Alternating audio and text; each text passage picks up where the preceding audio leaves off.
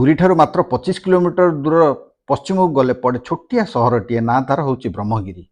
सेठारे विराजमान करुचंती प्रभु श्री जगन्नाथ, हेले एठारे ना तांकर श्री अलारनाथ। आसंतु आमे मिसिकी जिबा आज अलारनाथ तांकु दर्शन करिबा प्रभु को। काहींकी एठिकी आसीचंती से विषय मध्य आगकू देखिबा, किपरि जाइकी आपण दर्शन करिवे ता मध्य देखिबा। चलतु बेसी डेरी करिबानी, चलतु वीडियोटी आरंभ करिबा आउ प्रभु को दर्शन करिकी निजकू धन्य मने करिबा।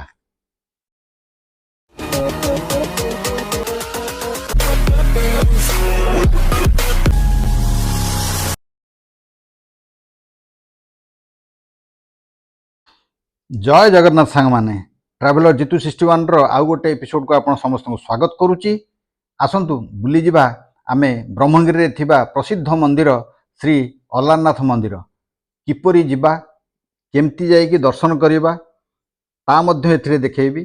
सेठारे प्रसिद्ध खीरी भोग ता मध्य आमे देखिबा।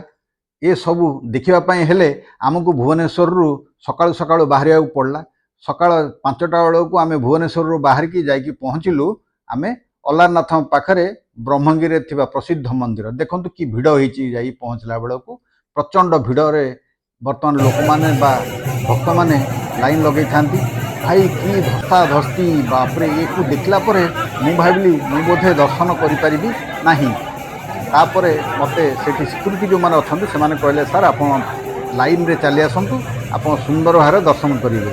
हेले ए भिड़ को देखिकी मु एक्चुअली डरी जाइथिली, काना आमे वयस्क लोक टिके साधारणतः दर्शन तो करने को लालसा थाए, हेले ये भिड़ देखिले आमर भाई चक्का जाम हो जाए। तेणु चलतु आमे वर्तमान धाड़ी रे छिड़ा हेगी प्रभु को दर्शन करने को जिबा।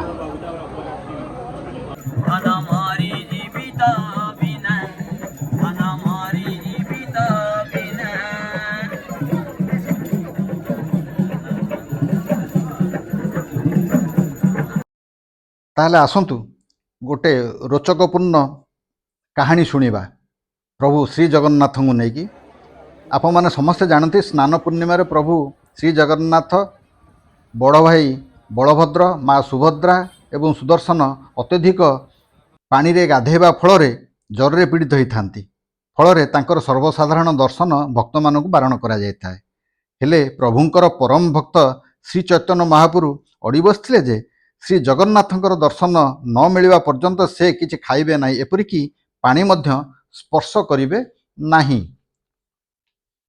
एथिरे प्रभु श्री जगन्नाथ कालिया शांत धैर्य बा किपरि रखि पारिथान्ते से परा भक्तर अधीन रे। तेणु स्वप्नादेश हैला 69 दिन बा 69 जाए 14 दिन पर्यंत जो 69 घर रहती से अलारनाथ नाम रे सर्वसाधारण को ब्रह्मगिरी रे यही मंदिर रे दर्शन देवे। से दिन ठारू श्री चैतन्य प्रतिदिन पुरी ठारू खाली पादरे चाली चाली एठाकू आसी प्रभुंकर दर्शन लाभ करुथिले।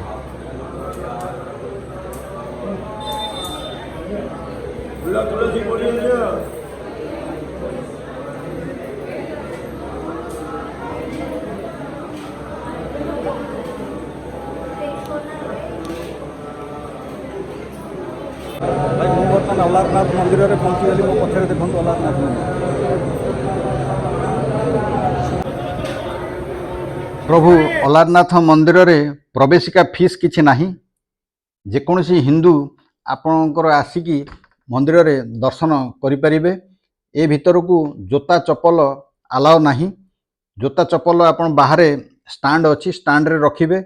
भोग नैवेद्य इत्यादि आपन जदि श्रद्धार सहित आणुचंती फूल चंदन पर्यंत धरिकी आपण माने धाडिल रे सीधा आसीबे। एटी बेरिकेड करा जायछि शांति श्रृंखला रखिया पई। एटी सिक्यूरिटी मध्य रहिचंती, जदि कोनोसी समस्या हुए सिक्यूरिटी कहले से माने तार व्यवस्था कर दियंती। आमे धाडी रे आसी बर्तमान गर्भगृह भितर को गले बर्तमान दर्शन करिबा। आपण माने मध्य दर्शन करंतु प्रभु श्री अलारनाथ को। सुंदर दर्शन हैला परे मु बर्तमान बाहर को चली आसली। हेले माँ लक्ष्मी पाखरे रहिचंती, माँ लक्ष्मी रहिचंती, तांकु टिके दर्शन कले। तापरे एठी श्री चैतन्य जेउठी रहिथिले तांकु मध्य दर्शन कली। से सौभाग्य आप माने भी जदि आसुचंती केबे छाड़िबे नाही। तापरे एठी जो पार्श्व देवादेवी माने अछंती ସେମାନଙ୍କୁ ମଧ୍ୟ ମୁଁ ଦର୍ଶନ କରିବାକୁ ଗଲି। ଦର୍ଶନ କରିକି ସମସ୍ତଙ୍କର ଆଶୀର୍ବାଦ ନେଲା ପରେ ମୁଁ ବର୍ତ୍ତମାନ ଫେରିବା ପାଇଁ ପ୍ରସ୍ତୁତ ହେଉଛି। ଶୁଣିଲି ଏଠି କ୍ଷୀରି ଭୋଗ ପ୍ରସିଦ୍ଧ ବୋଲି। ଆପଣମାନେ ତ କ୍ଷୀରି ଭୋଗ ଆପଣମାନେ ଯଦି କେବେ ଆସିଛନ୍ତି ନିଶ୍ଚୟ ପାଇଥିବେ। ତେଣୁ ମନରେ ଗୋଟେ ଲାଳସା ରହିଲା, ମୁଁ ଏତେ ବାଟ ଆସିଛି ପ୍ରଭୁଙ୍କର ପ୍ରସାଦ ଟିକେ ପାଇବିନି। ତେଣୁ ମୁଁ ଟିକେ ପଛପଟେ ଯେଉଁ ତାଙ୍କର ଅଛି ଭୋଗ ମଣ୍ଡପ ବା ଆନନ୍ଦ ବଜାର, ସେ ଭିତରକୁ ଯାଇକି ଦେଖିଲି ବିଭିନ୍ନ ପ୍ରକାର ଲଡ଼ୁ ଖଜାଠୁ ଆରମ୍ଭ କରି ବିଭିନ୍ନ ପ୍ରକାର ମିଷ୍ଟାନ୍ନ ରହିଛି, ତା ସହିତ କ୍ଷୀରି ଭୋଗ ରହିଛି। ମୁଁ ଏ ଗୋଟେ ଓଳି ଛୋଟିଆ ଓଳିଟିଏ ଆଣିଲି, ଯାହାର ଦାମ୍ ଥିଲା 50 ଟଙ୍କା। 50 ଟଙ୍କା ଦେଇକି ମୁଁ ଆଣିଲି। ତାପରେ ଦେଖିଲି ଲୋକମାନେ ପ୍ରସାଦ ଅନ୍ନପ୍ରସାଦ ନେଉଛନ୍ତି। ଭାତ ଡାଲମା 100 ଟଙ୍କା ତା'ର ମୂଲ୍ୟ ଥିଲା। ମୋର ତ ସକାଳୁ ସକାଳୁ ଯେତେବେଳେ ଦର୍ଶନ ସରିଲାଣି 11ଟା ହେଇଯାଇଥିଲା, ମୁଁ ଘରକୁ ଫେରିଲି। ଭିଡ଼ିଓଟି ଆପଣଙ୍କୁ କେମିତି ଲାଗିଲା କମେଣ୍ଟ ମାଧ୍ୟମରେ ନିଶ୍ଚୟ ଜଣାଇବେ। ଆଜି ପାଇଁ ରହିଲି। ଜୟ ଜଗନ୍ନାଥ, ଜୟ ଶ୍ରୀ ଅଲାରନାଥ, ଜୟ ଜଗନ୍ନାଥ।